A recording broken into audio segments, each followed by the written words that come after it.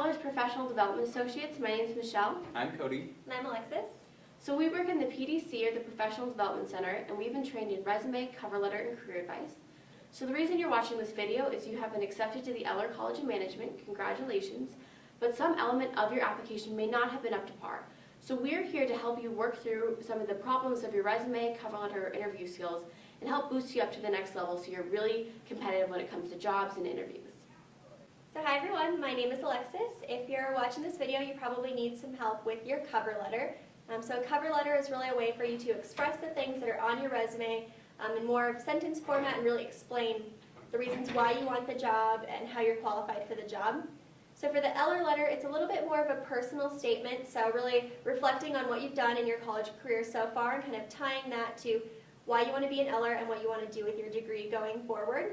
Just a little bit of the structure that we want. So the formatting at the top, you'll have your name at the top so they can keep everything organized, your address, the date, the address of the employer, or in this case, Eller. You'll have Dear Eller Admissions Committee, and then you'll start with your paragraphs. The first paragraph that you'll have is going to be, what major do you want and why? You could talk a little bit about if you have a career goal, and that's how that major ties to it. If you're really not sure, you can just talk about what interests you about that major in general. Your second paragraph is going to tie your experiences to the characteristics that you think an Eller student should have. So think about what type of student Eller is looking for. They want someone who is a good team player, somebody who's hardworking, someone who's driven. So really try to tie your experiences to those traits. Your third paragraph is going to be, what are you going to bring to the college? So do you have a lot of new ideas that you can bring to your classes? Do you have a lot of cool experiences that you can talk about in your group work? Anything like that that you think is going to make you an asset to the college. You'll have your closing. You'll have about 4 spaces in between your closing and your name, and you'll sign in between. We're going to look at a few different examples that we took from previous semesters that had to revise theirs.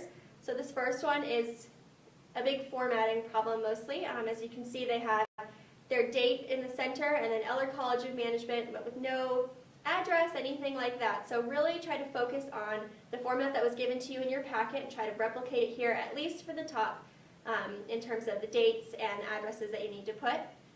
Here they have Dear Eller College of Management. You can see they have a comma instead of a colon. We want you to have a colon, not a comma, because it's a professional cover letter. Same for all of the paragraphs. They have each one indented with no space in between. What we want in your cover letter is no indent, but with a space in between to show a difference between each paragraph. Here at the bottom, they have their closing, which is fine, and we blocked out their name, but this black line is where they typed their name, but the space in between isn't big enough for them to sign. So you want to try to have 4 spaces here with your signed name, and then, or with your typed name, and then your signature in between.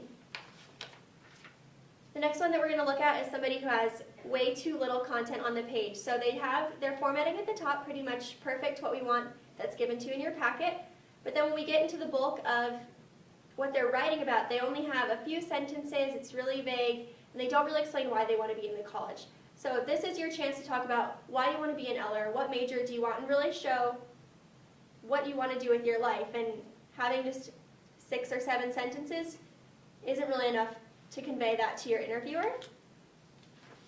On the opposite side of that, we have one that has way too much content on the page. So just looking at it from far away, it's really hard to pick out the individual words, and you don't even know where to start because there's just so many words on the page. So one thing that I would tell this student is to try to cut out some of the content in the middle.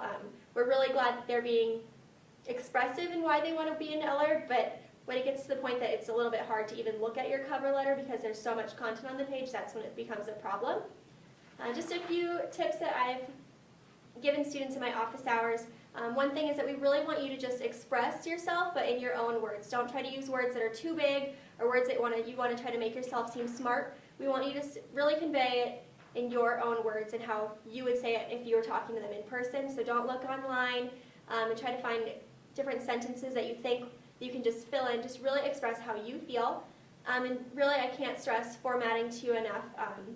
They want it to be in a certain format for this particular cover letter. When you go on to write them for different jobs and things, you'll obviously change them, but for this one, just really try to stick to the format that we gave you in the packet. And if you do have questions, make sure you come into our office hours or email your resume to our help email, which we'll list at the end of the video, because you have so many resources available to you and you just need to take advantage of them. So it was great working with you today. Thanks.